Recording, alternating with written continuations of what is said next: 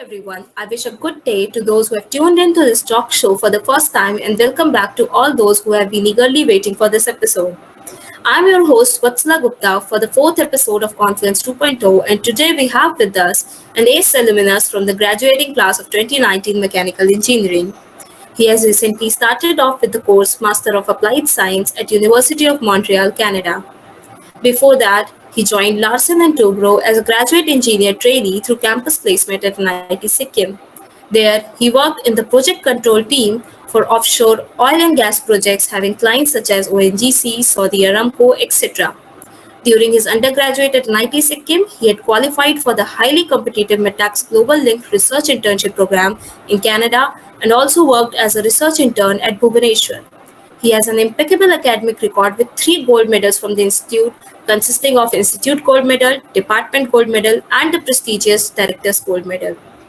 For the note of extracurriculars, he worked as a workshop coordinator for Abhiyantran, the technical fest at NIT Sikkim. So everyone, here we have Mr. Arijit Mandal. I welcome you, sir, to this session, and I hope that you are in good health and vaccinated, and the pandemic would have been quite easy on you. Now you can greet our audience and tell us how you're doing. Hello everyone. Thank you very much for inviting me to this. I have been following Confluence since it started, and I also saw my seniors here. So it's a great pleasure for me to be present here. Yes, sir. So it's great to hear that you have been following Confluence. And first of all, congratulations for your master's and higher studies. So recently you have started off with the course of Master of Applied Science at University of Montreal. So tell us about this course and why you chose this course and university over any other university in India or abroad. Okay, so this is a research-based master program having duration of 2 years. So it's basically in mechanical engineering. So what I will do is I will carry out a research in Montreal, which will be based on additive manufacturing. So at the end of 2 years, I have to present a thesis and defend my thesis to successfully complete it. So now to your question, why I chose the university, because I have been there before during my internship. So I have seen all the facilities and labs there. So I was interested in additive manufacturing from before only. But in India, the research is very early stages, so there are no proper labs here. So I wanted to work on a place with proper labs so that I can take the full opportunity to do something good. So I selected the university because of that. Also, one more thing I would like to add that the specialty about that university is most of the researches which are being carried out there are sponsored by industries. So you get an opportunity to work on an industry-sponsored project. So at the end of project, if they like your work, you are directly placed in the industry. So that is the reason. Okay, sir. So I got the perks of studying there. So my next question is, what made you switch to higher studies from L&T? Was it something you had in your mind since you were in college, or just popped in your mind when you were working at them? Yeah, it was there, but I was not so sure that I will go for higher studies. So I thought, I was recently graduated, so it's always better to get some practical exposure, because what we learn in college is vastly different from the things we see in industry. So so I decided to continue with my offer to see what are the present things which are being carried out in the industry. So after continuing there for 2 years, after seeing all the projects, and then I got an exposure of what are the things these industries want in future, to go from their present application to have it in their future applications. So I saw that this additive manufacturing has a lot of potential in the industrial fields. So I thought it's better to specialize in one field then I can means like help the industries as well as the research based companies in a better way with my knowledge. So that's why I decided to go for higher studies after completing 2 years in LNT. Okay, sir. And I think that the experiences and whatever the things you would have learned here will also help you in masters, or they would have helped you in applying for it. Yeah, definitely. Like first of all, I got an exposure to the like industries, what are the things and what are the standards being used there. So like what happens like when you are when you are in college, you only study theoretical subjects, so you don't know how it is being applied in the industry. So like when I went to industry, I saw that the things here are very different from what we study in college. So like after seeing those things, I got to know that the people who are at good positions are basically the one who have very good knowledge about that particular field. So also one more thing is that like when you will go to higher positions, so basically a masters will help you to go forward in higher positions. So basically I thought it's better to pursue masters. Like yeah. Yes, so by that you will be able to give more input to the company or wherever Yeah, you're right. working. Right, Yes, sir. perfect. Yes, sir. So next question following will be very helpful for the students. So how to prepare academically for such higher education, and what are these universities specifically looking for in the student? Academically, like you can prepare by doing some good projects. Like when you are in your second year or first year, you can look for various internships being offered by prestigious colleges. So if you work on 2 or 3 good internships, so your chance for getting selected into a good and reputed university increases. Also, you have to make sure that your CGPA remains above a certain level. Like I think above 8 is good enough. You don't have to like keep it very good, but like it should not be very low. If it's low, then you have to compensate it with some research publications and all, so that you can show that I was doing this, so my CGPA is a little bit low. So that is the thing, you can prepare academically. And then the university basically looks that you have worked on some interesting projects and you have skills, means the recent skills which you will build through the projects only. So they basically look out that, and then they look for CGPA, and they look that if you have some publications, then it is an added advantage. So basically, these are the things they look. Okay, sir. So you need to work hard on your CGPA as well as skills. That's the thing. Yeah, right. Yes, sir. So following up the next question. So what is the procedure for applying to these universities, and where can a student get the complete information about it? Like the whole sequence of procedure. Can you tell us about for the students? Okay, right.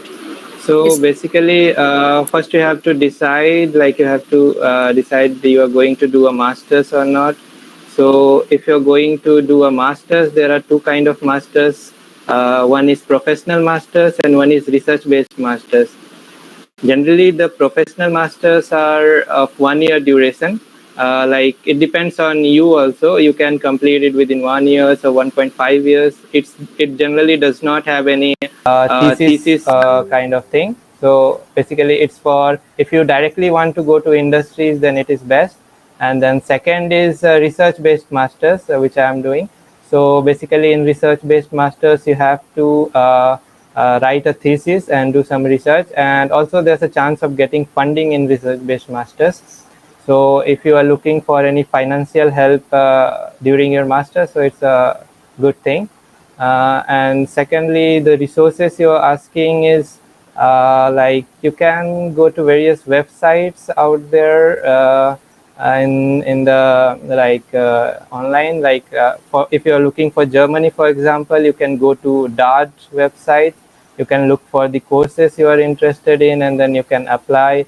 Like there are also several websites such as Yocket. There's an app called Yocket, you can download it, and you can find various students who wants to go to certain universities are already there. So you join a group, and then you can get information from there as well. So that's basically what you can do. Yeah, right. Okay, sir. So, when a student applies to these like university, what is the procedure after that, sir? Like when you send the application to the university, Yeah, right. can Okay, you brief so us about? yeah, sure. So basically, after you decided you are doing master, so you have to shortlist the universities from where you want to do your master. So you have to specify your research fields. After you specify your research field, if you are going to a research-based masters, so you have to select like the professors and contact them, like, hey, I want to do, I'm interested in your research, so I came to know about your research from this place, so can I join your research lab? So like you have to mail quite a good number of professors, and then if they reply, then then it's your good luck, then you can move forward with your application. They will basically reply that I have an opening, or they may say that I don't have an opening. If they say they have an opening, they would like to, I think, take your interview for that, or maybe they will ask you for some documents such as your CV and your mark sheets. So you need to clear that interview, and after that you can apply to the university if you're going for research based masters.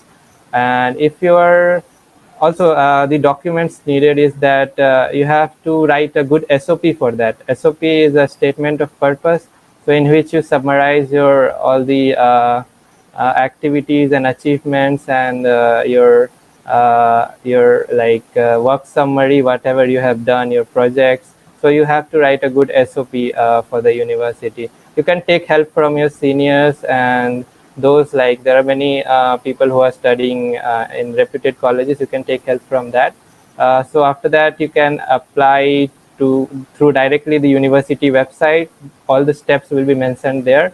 And for professional masters, you don't need to mail any professors. You can directly go to their website and just apply with your mark sheets and all. Okay, sir. Thank you for elaborating the whole procedure, sir. And sir, you worked at L&T as a project control engineer in offshore and gas, oil and gas projects. So, what was your work experience over there, and what other things you worked over there? What experience did you learn over there? Please tell us about it. Yeah, sure. So, like, I joined L&T as a GET after just graduating. So, like, first I was placed as a project engineer during my 1 year. So, I was working on oil and gas projects. Like, my project was development of cluster rate marginal fields. So, I was based in Mumbai. So you will know that like 200 kilometers in the sea from Mumbai, there's ONGC oil and gas plants where they extract the crude oil from below the seabed. So Yes, like sir. yeah, right. So my project was to build wellhead platforms. Like, wellhead platforms are the platforms which generally extracts oil, crude oil from below the ocean. Like, after the ONGC completes exploration of oil, they drill wells in the seabed. So they leave it like that. So we whatever we do is that we build a platform, like it extracts the oil, processes it, and separates the oil, gas, and water, and then send it to the land, so that we can further refine it, and we can transform it into various products like petrol, diesel, and gas, whatever we use in our daily life. So basically I was working in that. So first I worked as a project engineer, like I was reviewing drawings, engineering drawings, and then managing their approvals. Then second part was I was assigned the duty of project controls engineer. Like, in project controls, what you do is you basically prepare the schedule for project activities. Like, these are very costly projects. Like, the projects I was working on was around 1500 crores rupees of project. So it's a big 2 years long project. So it has a big amount of, like, schedule, like what activities will happen, what. So you have to optimize it, like how you can do one activity, then how you can means parallelly do the other activity, so that overall time reduces. So like if you save a lot of time, then you save a lot of money, because money is time, like so like basically my duty was to study the schedule and then to prepare it, so that overall time is less, and if anything goes wrong, then we had to come up with some like solutions. Then what can we do here and there, we used to discuss in the meetings. So that was very enriching experience. Like it's a transferable skills, like project management. When you learn it, you can apply it anywhere in your life as well. So like basically I means like I can use it in various fields, even during my higher studies. So it's very beneficial. Like it was a beneficial experience for me. Okay, sir. That all sounds great and a lot of work. So, sir, you qualified for the Mitacs Global Link Research Internship in Canada, and it's really competitive. So many students from so many countries apply for it. So, how you made into it, and what were the projects you worked on over there? Okay, so right, Mitacs Global Inc. Is a 12-week long program, as you know. Like people from 9 countries get selected in it, and you get an opportunity to work under a Canadian professor in a Canadian university at a research lab. So basically, you can apply it like when you are in your third year. Basically, uh, I think third year means fifth and sixth semester. So basically, when you are in fifth semester, so you can go to its link, Mitacs Global Link. If you want, I will share the link. Like you can Google it, and then its deadline is I think September last. So you have to apply it quickly. You have to write an SOP and all, similar to the process of applying to universities. So after you apply to the Mitacs Global Inc. Program, so they shortlist you on the basis of whatever you have shared, like your grade cards, your projects, and your SOP. After that, you can get a call from professor, like they are interested to take your interview, and then you have to clear the interview, and then they select you for a project. So in my case, I was selected to work uh, on additive manufacturing only. So I I selected some projects. Like there is an option to select the projects of your interest. So I selected I think 3-4 projects. Some projects were related to robotics. One was related to additive manufacturing. So like I got to work on additive manufacturing.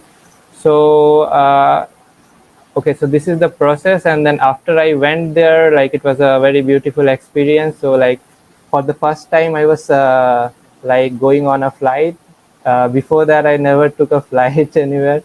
So like it was a big thing for me. Then after I reached there, then I met professors there. Then it was quite different from here. Like here, what we say sir to everyone. Like I don't know who created the rule, but in our institute we call everyone by sir, right? But there is what is there is that you call everyone by their first name, like even in your if he's very senior to you. So it was very kind of like different kind of experience for me. So these are the cultural differences you will face when you go to some foreign land. So basically then the labs were very good. Like if you needed anything, everything is interconnected. You can go to any lab, you can carry out your research. Like nobody is going to stop you from anything. And then also they work very hard and they enjoy a lot during weekends. Like here you don't get to enjoy so much in weekends, I know. Like but there people generally mostly don't work in on Saturday and Sunday. So like they work 5 days a week and then they enjoy rest of the things. Also I got the opportunity to travel to Toronto, like for a trip, and then view Niagara Falls and then CN Tower and all.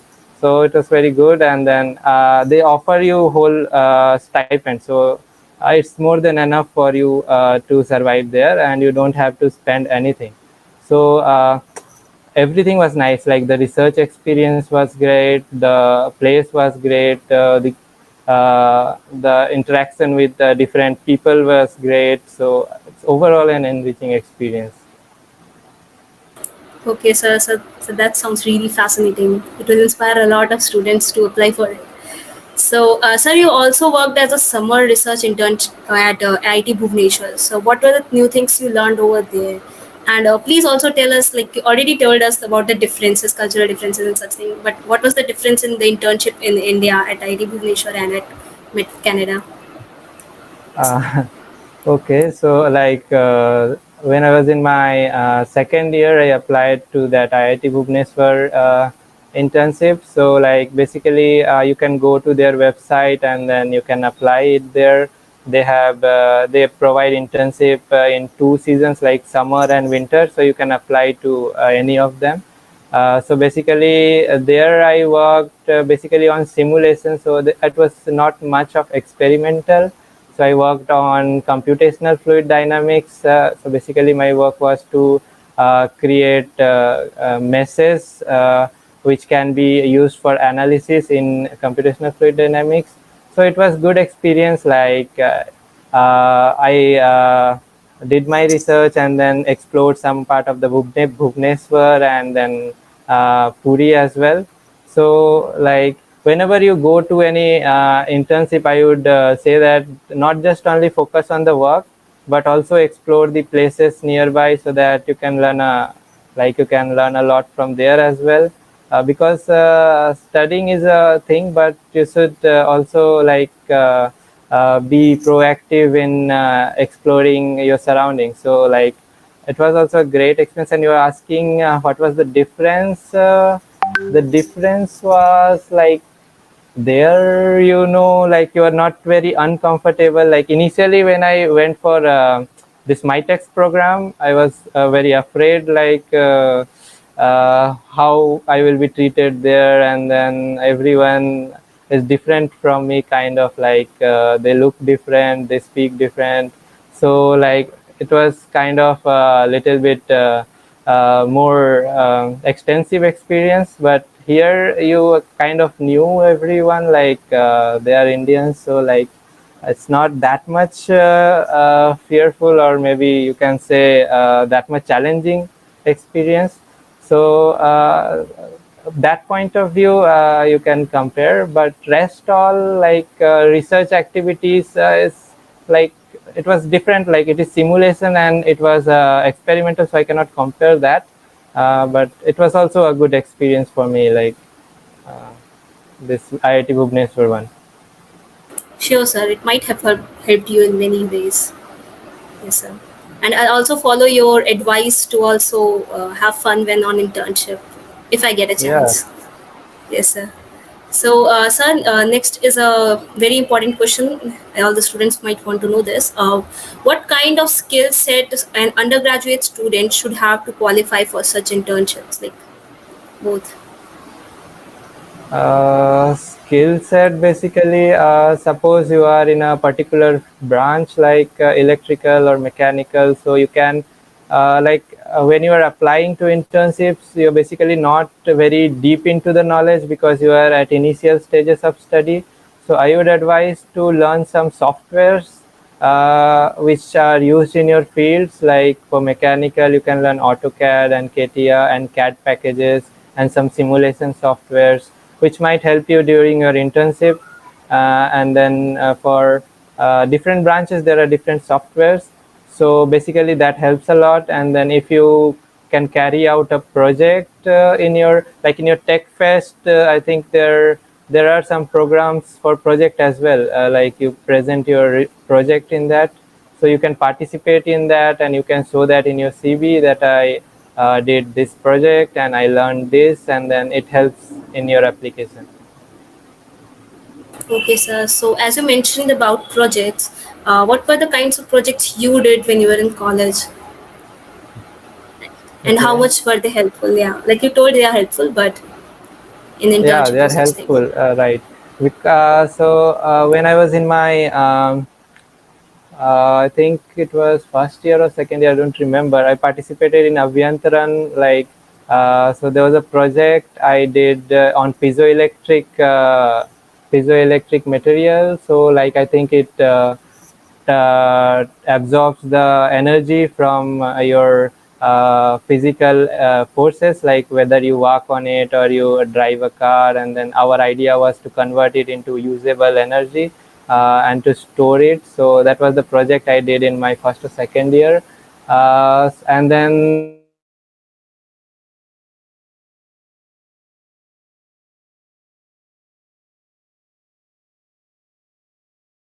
I did was on Mitacs, like the additive manufacturing project. And the fourth one, which I did, was my final year project.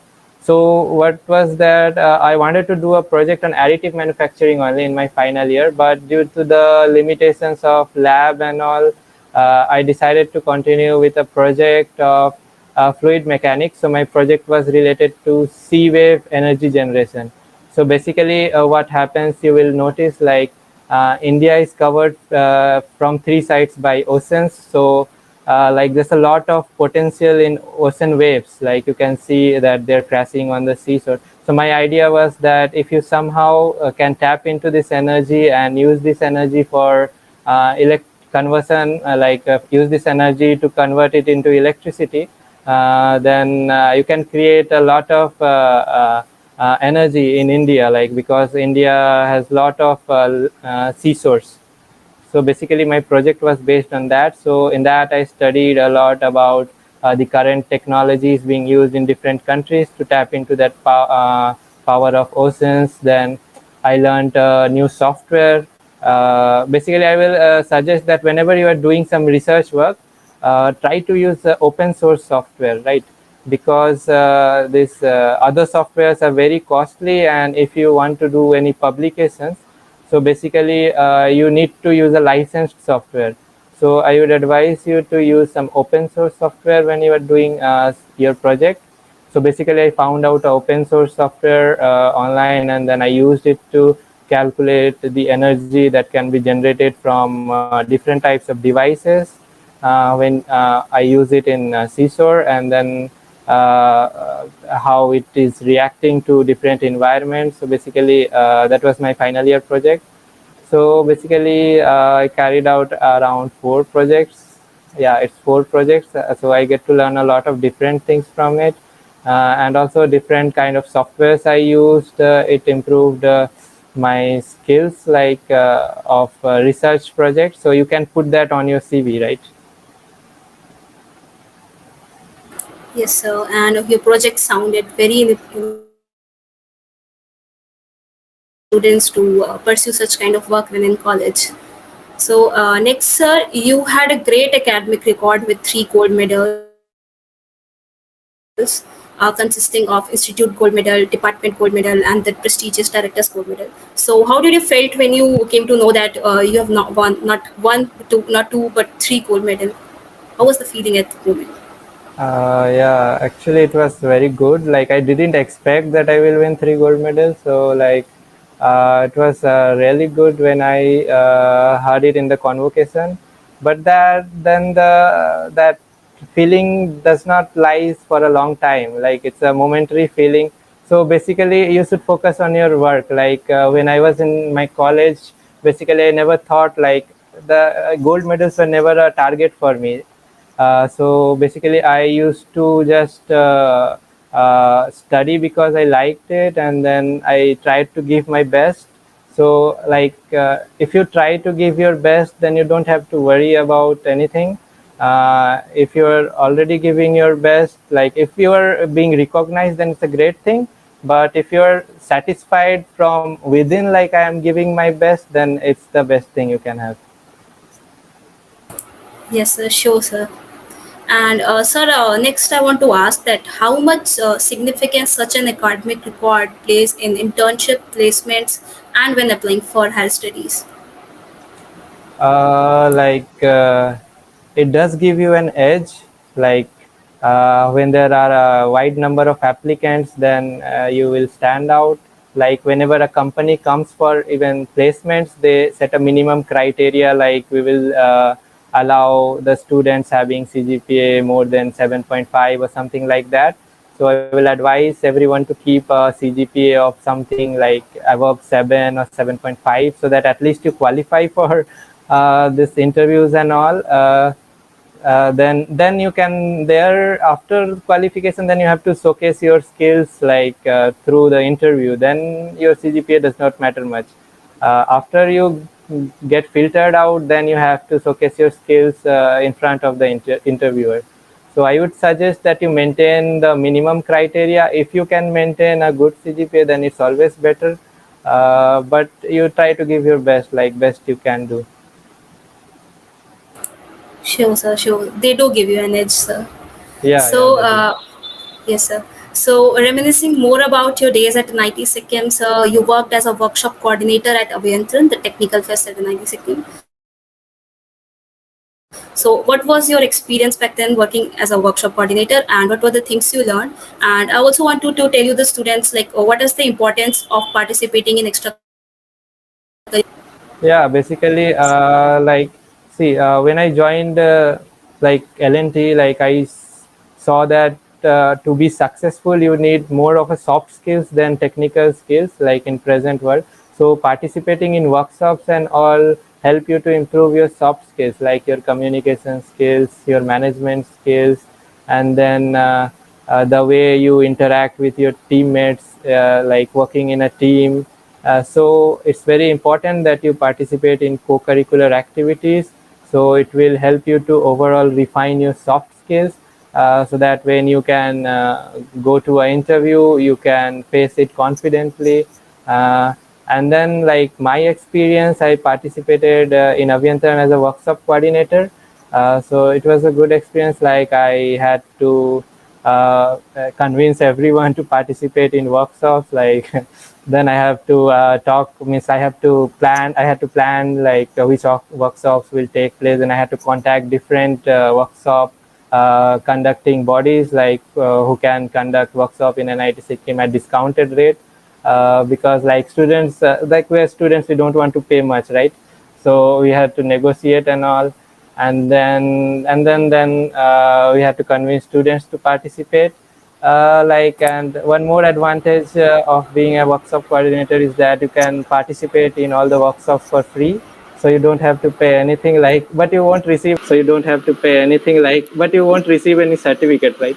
So like if you are interested to like have different knowledge of different fields, so you can always work as a workshop coordinator and sit in all the workshops. Yes, and participating in such kind of activities also help us in team management, learning team management and such things. Yeah. Yes, sir. Right. Yes, sir. And do you have any memories regarding it, like any such thing? Regarding Being a workshop coordinator, any such yeah, thing you yeah, want to share? Yes, sir. yeah, basically I had memory, like basically what we had to do is we had to also collect the money from the students, which is a very difficult task, like uh, to convince them to pay and all that. So basically we had to go to their hostels, and then we had to convince them it's good for your future. Like when you come to college in your first or second year, you are not very worried about that workshops and all, or you want to experience the engineering life, so you are not very focused on that part. So like convincing the students was very difficult task that it will benefit you. uh, so like that was a kind of experience, like I remember. Yes, sir. Yes, sir. And following up this memory, I want to ask that what is your fondest memory of NIT Sikkim in the 4 years? Fondest memories, like there are many memories. Like it's a beautiful place. I think it's a most beautiful campus. Like we all are lucky that we are studying at such a beautiful campus of Ravangla, because like in October or November, whenever you wake up in your in morning, you can notice the mountains very clearly. So like we used to take photos and all. and we used to go to like for trekking. There's a nearby place, Mainamla, I think I forgot its name. So yeah, you Yes, can sir, go. it's mine. Yes, Yeah, sir. yeah, yeah. You can go there for trekking, and then there's a beautiful Buddha park. You can go whenever you want to chill out. I don't think like the college, other NITs have such beautiful places nearby. So that was a great memory, and also like one more memory that's very nice. Like was the snowfall. In 2018, yeah, in 2018 I decided to stay back in December.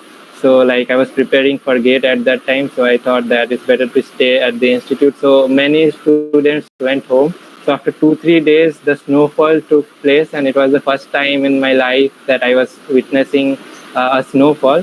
So it was very great. Like whole campus was covered in white velvet. Like we played a lot in snow. Like even the our teachers and professors came out, and we were playing, like throwing snow over each other. So that was a great memory for me. Yes, sir, sure, sir. It's great that you had unerring undergraduate journey, not like us, completely messed up by pandemic. So, at last, do you have any message for the student? Any motivating words or anything you want to say? Yeah, right. You were saying that you are like your semester you are not able to enjoy the campus life, but actually challenges are everywhere. Even when we were at campus, like we faced a lot of difficulties. Some of our professors might also know, we used to face problem of water. We used to face problem of lab. Doing labs, there were no instruments, so difficulties will be there in life, so you don't have control over them, right? So there are some situations in life where you don't have any control, so you should focus on the things which are in your control. Like presently you are not in campus, so you might feel that you are missing a lot, but it's also an opportunity that you can learn a lot of different skills, because in campus what happens is we waste a lot of time going here and there. So when you are at home, you can learn many different kinds of softwares and many different kinds of languages with Python and all. So data analytics, you might know that since pandemic the job market is changing a lot. There are many jobs which never existed before this pandemic came. So they are like they existed, but their demand was not so high. Like you will know UX UI design, and then this data analytics, then business analytics. These fields were not much in demand, but due to pandemic, these things are in very high demand. So like I don't know what will happen in future, but this when you are not in campus, you have the opportunity to use your time wisely. Basically I want to say that in life there will be problems, but you have to focus on what are the positive things even in that problem for you, so that you can stay motivated and work on that, because you can only control things which you can work on, right? So you should not focus much on the things which are out of your control. You should always try to look positive even in the very bad situations. So like that is the message I would like to give to all the students. Like even in desperate situations, there you should stay calm, and you should always see what you can do about it, rather than complaining. So like you should always see the positive side of everything. Yes, yes, sir, sure, sir. Sir, here's a question by my friend. She's asking that how should the students from mechanical department apply? Like, should they focus for job only on like from TNP department, or should they look up outside, or should they just rely on TNP department for such jobs? Uh, you should not depend on something. Like you should always try. If you can try, you should always try outside as well. So for placement, I would like to advise to all that when you are in your second year, or when you are in your second year, you can start preparing for aptitude tests. So like you can go to site like indiabix.com, then there's a pariksha.com. And then there are also many sites where you can practice. Hits Bullseye is there, so you can practice aptitude from there. So you should start preparing for aptitude, because basically in most of the companies the first step is like you have to clear the aptitude test.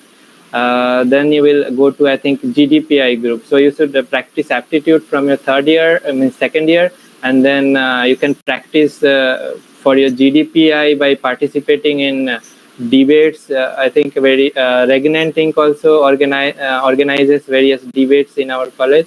So you can always participate in that. It will improve your communication skills as well as your debating skills. So it will help you in your when the companies come for placement. So like it will prepare you for that.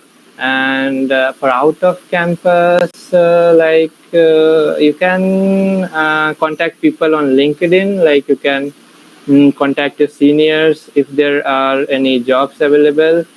They can refer you.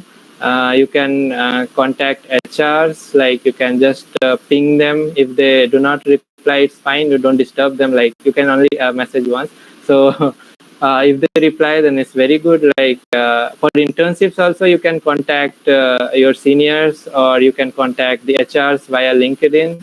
So don't shy away from messaging unknown people. Like it's called cold messaging or cold calling. So you should do that. Maybe there's an opportunity you don't know, and you can grab it. Like if you are actively doing it. So if you're looking through outside, like I would say, you should try both. Like you cannot depend on one thing. If by any means if you miss that, so you don't have anything left. So always try to do multiple, like try to create multiple opportunities for you, so that you can have a choice. Like don't put all your eggs in the same basket. So you have to always keep trying. Yes, sir. Sure, sir. And so we also have one more question from our friend. So she's asking that what are the factors that affect the shortlisting of candidates when applying for internship or job? um, what are the factors is that basically the skills you have, the softwares you know. So I said, like before in your first year or second year, when you don't have a deep knowledge about subject, you can start learning the softwares, programming languages, and then CAD packages. Like for civil students, they can learn Pro E and all, different kind of analysis softwares like ANSYS and all. So you should learn that. That counts. Then you can maintain this means like above average grade, like more than 7 at least. So that also helps. And then for internships, you should also participate in extracurricular activities like debate, and there are various kinds of activities like just a minute and all, where you can showcase your communication skills and soft skills. So this also impacts a lot in your search for internship. So basically that is there. And if you could complete a project in before applying to internship, then it's a great thing. It's a plus for you. Yes, sir. Sure, sir. Sir, this is a personal question I want to ask. Like, there are this is a problem with like the core department and mechanical department, especially that there are very less jobs. The competition is very high. So, and the opportunities are decreasing. People are saying that. So, most of the people are shifting toward IT. So, any word for such students? Like, they are just shifting because the opportunity is less, not because of interest. Yeah, I know. You're right that presently the opportunities are less, but if you are good in your field, you can grab the opportunities even if they are less. Like if you enjoy mechanical very, if you enjoy it a lot, then I think you should stick to your core field. But you should as well learn the programming languages, because nowadays in mechanical as well they have applications, as you may have heard about IoTs and all. So smart manufacturing and all. So they collect a lot of data and they analyze the data so that they can optimize the systems. So you should upgrade your skills according to the demand. Like you should learn programming and all. but like you should try for core if you really want it. If you cannot get it, then you can, like, if you have no choice, you can just go. But it's better than sitting at home. Like, you can have some experience, then later you can try for mechanical field. Yes, yes, sir. So skills matter, and thing is that we need coding is must for every engineer right now, irrespective of department. Yeah. What is sorry? What is Yes, must? I said that the skills matter, irrespective of whether it is IT or you're going for the core. Yeah, Yes, skills sir. matter a lot. Yes, sir. So before concluding this, I want to ask your views on Confluence and any suggestion for our club, the Regniting. No, it's actually very good thing. Like you are getting to interact with seniors, and then they are sharing their experiences to you. You will learn a lot. Like, we don't have this kind of thing in our time. Like, you guys have done a great job in it. So I think it's perfectly fine. There's no such improvements required. I would suggest, I don't know if you are doing it or not. Like, if you can just note there are many people coming in Confluence, so you can note down whatever points they are saying, and you can prepare a summary and share among the students, like the important points, what they mentioned. So it will be better, so that you can access it later. Like, you can create a database of files, summaries. So if any student who hasn't watched the Confluence, they can even access that thing. And rest all, you are doing a great job. You guys are doing a great job. Thank you so much, sir. And we will focus on your suggestion. We do keep it in mind, try to implement it. And now, for concluding this session, sir, it's such an honor to have you as with us today. Thank you for sparing your valuable time and advice with all the viewers. We would like to thank all the viewers for constantly supporting this initiative of ours and tuning us into this session. We hope all the students have a lot to take this from session and will aspire to follow their dream and passion vividly. Finally, we express our gratitude to our mentor and the president of the club, Dr. Dhananjay Tripathi sir, and our senior members for guiding us. We also appreciate the efforts of our organizing committee, and we will be back soon with another exciting episode of Confluence. Thank you, everybody.